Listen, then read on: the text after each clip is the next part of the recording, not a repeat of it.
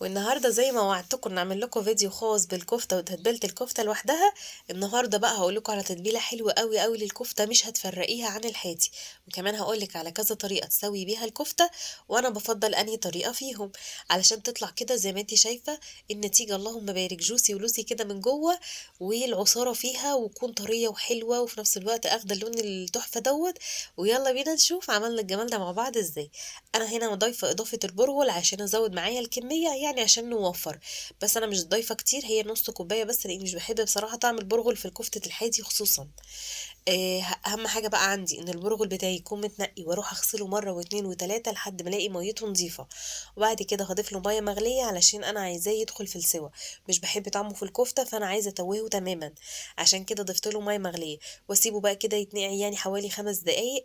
وهنا بقى عندنا نص كيلو من اللحمه المفرومه. لو انتي من الاول بتجيبيها من عند الجزار وما عندكيش دهن، فتقولي له حطي لي فيها نسبه من الدهن، علشان لازم يكون في الكفتة معايا نسبة من الدهون. وعندنا هنا بصلاية وسط، ما تكتريش في البصل، الكفتة ما تكترلهاش في البصل علشان ما تفكش معاكي.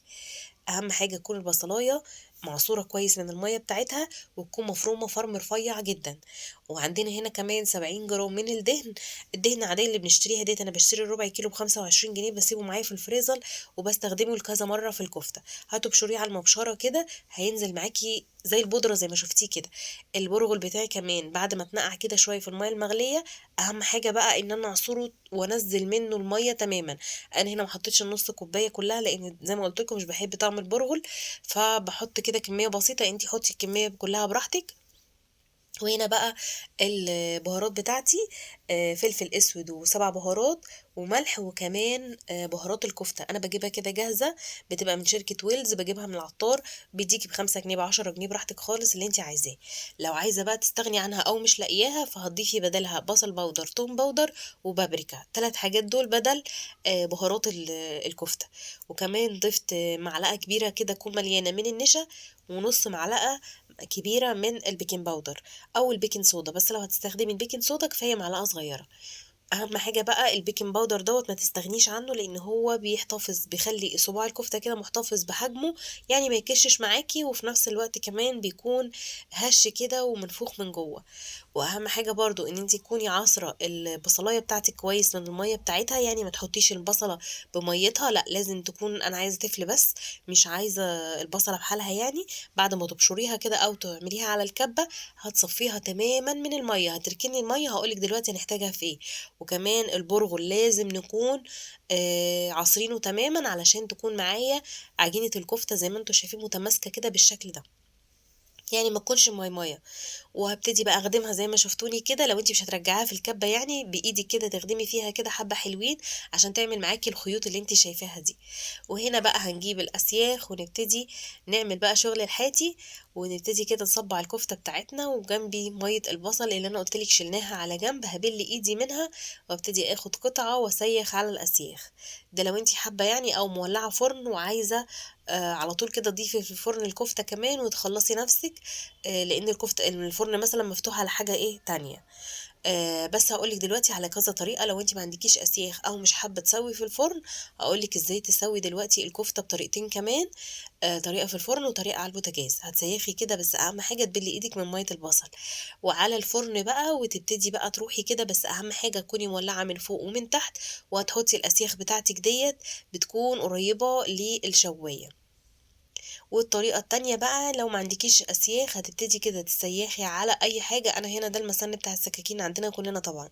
هتجيبي مسن السكاكين كده، وتبتدي تسيخي عليه، وتبتدي تخرجي صابع الكفتة بالشكل ده. وهتجيبي بقى السلكة بتاعة الفرن دي عادي جدا. واهم حاجة بقى ان انت عشان تاخدي بس الشكل المتشبح دوت، هتبتدي تمشي كده على بصابع الكفتة يعني على السيخ. هتشوفي دلوقتي واحدة كمان هوريها لك دلوقتي بشكل اوضح.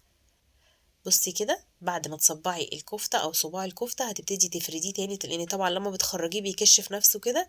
وهتبتدي بالراحة وتمشي بيه كده بالورب عشان يديك الشكل الحلو دوت. بس عايزة اقولك ده شكل مش يعني اضافة، او مش حاجة مهمة للكفتة. وممكن تسوي كده زي ما هي، وتولعي الشواية من فوق، وتسويها برضو في الفرن بالشكل ده كده.